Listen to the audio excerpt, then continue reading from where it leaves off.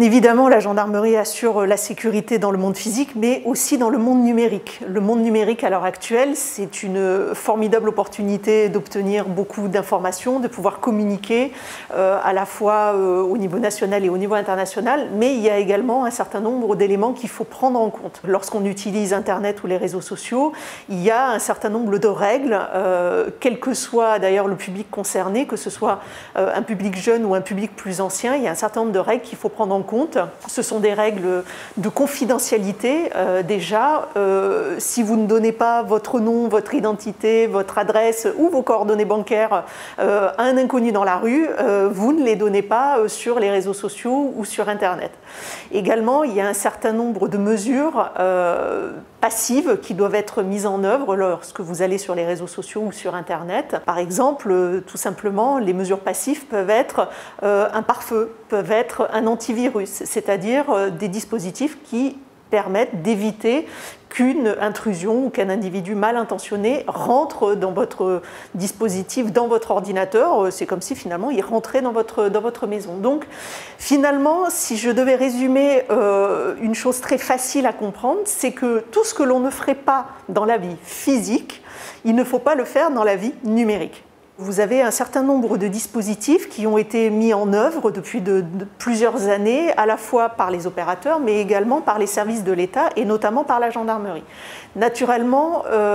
on a un accompagnement notamment de tout ce qui est mis en ligne sur les réseaux sociaux ou sur Internet et qui peut relever de propos choquants, d'images violentes, d'images qui relèvent d'un caractère délictuel ou criminel. Et par exemple, un signalement peut être fait par n'importe quel citoyen sur la plateforme Pharos, qui est la plateforme de signalement qui est pilotée par les pouvoirs publics et notamment par le ministère de l'Intérieur. De façon plus locale, bien évidemment, si vous êtes victime sur Internet, que vous soyez grand public, que vous soyez chef d'entreprise, que vous soyez parent d'un enfant qui est victime via Internet ou les réseaux sociaux, vous pouvez tout à fait vous tourner vers la gendarmerie nationale, soit physiquement en vous présentant auprès de la brigade de gendarmerie dont vous dépendez. Si l'on ne connaît pas la brigade dont on dépend, on peut se référer au site de la gendarmerie nationale ou au site servicepublic.fr qui permet de déterminer la brigade de gendarmerie dont on dépend.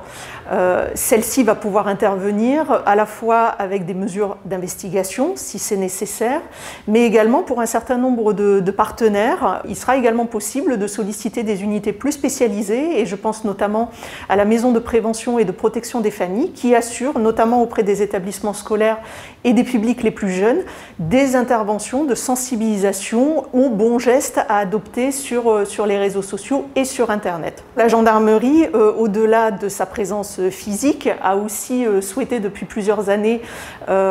investir le monde numérique pour pouvoir prendre en compte les sollicitations des personnes et notamment par le biais du site de la gendarmerie nationale, tout à chacun a la possibilité de solliciter une brigade numérique. Cette brigade numérique qui est disponible 24 heures sur 24 est armée par des gendarmes qui, par le biais d'une petite bulle de chat, permet d'être mis en relation et de pouvoir poser ces questions, de mettre en avant ses difficultés. Et le gendarme avec lequel correspond la victime pourra faire une première évaluation de la situation et pourra orienter celle-ci vers la brigade territorialement compétente.